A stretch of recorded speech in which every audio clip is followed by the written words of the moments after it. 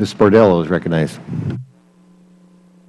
Thank you, Mr. Chairman, and I too would like to commend Mr. Jarvis and for his long, many years of service to the National Park Service and also to all of the witnesses here.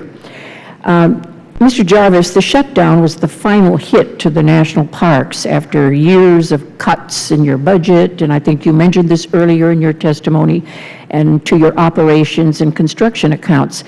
Can you speak about how the cuts in funding over the last several years have impacted your organization? In a number of ways, they've impacted us. In terms of our facilities, we are in steady decline. Most of the facilities in many of our classic national parks were built 50, 75 years ago, water systems, wastewater systems, roads, and the like. So we now have an $11 billion maintenance backlog that is declining. We receive less than half of what we would need in order to just maintain that. On the other side is our ranger staff, those that provide interpretation, visitor protection has also been in decline, and so we are not capable of providing the level of visitor service that really the public expects and deserves. Thank you. As the National Park Service gears up for its 100 years in 2016, what do the continued cuts mean to the future of the National Park Service? What are you, I'm sure it must be very impactful. Well, a couple of things that we're working on.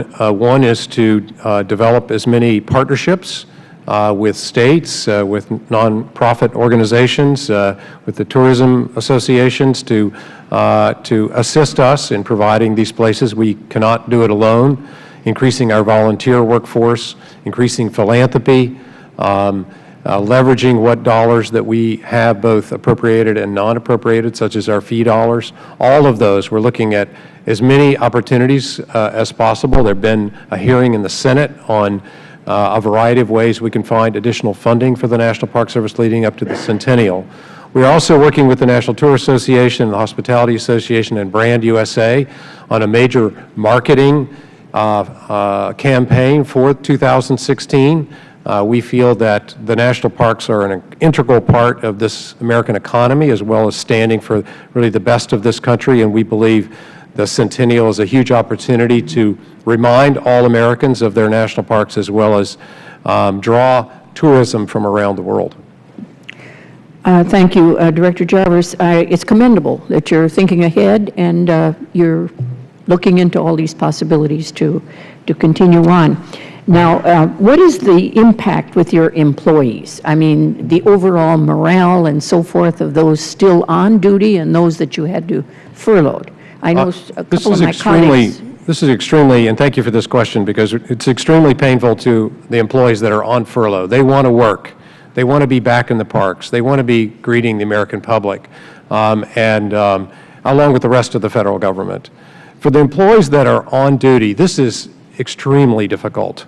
You know, our rangers, our U.S. Park Police are accustomed to welcoming the public. We are I think, the only federal agency that has enjoyment in its mandate.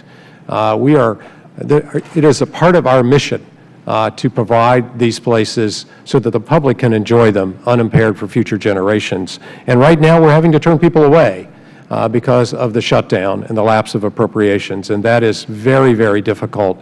Now, I have instructed, in spite of what you're hearing here today, I've instructed my law enforcement folks to take a very low-key approach to enforcement at the park level, to not confront, to stand back and just inform the American public that these places are closed. Mm-hmm. And as a consequence, there have been very few citations across the country. It's mostly been a respectful reminder to the American public when they come, obviously with their disappointment. It's, again, extraordinarily difficult and painful for us to have to deliver that message, and we hope that this will end very soon and we can open all 400 more. And I do, with the few seconds I have left, Mr. Jarvis, I do suppose the ones that are not furloughed feel sort of guilty with other colleagues that had to be furloughed, that they're still on, and the others have been, you know, furloughed. So I can imagine it must be a morale problem as well in the agency. And I thank you very much again for your service, and I yield back my time.